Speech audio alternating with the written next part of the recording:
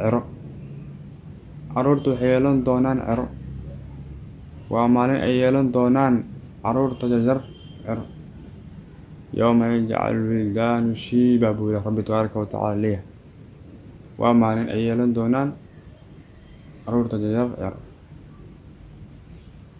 Rabbi tabaaraka wa tacaala wuxuu yiraahday maalintaa waa maalin uu qofku ka carari doona walaalkiisii iyo hooyadiisii, aabihiisii iyo miduu qabay iyo carruurtuu dhalay.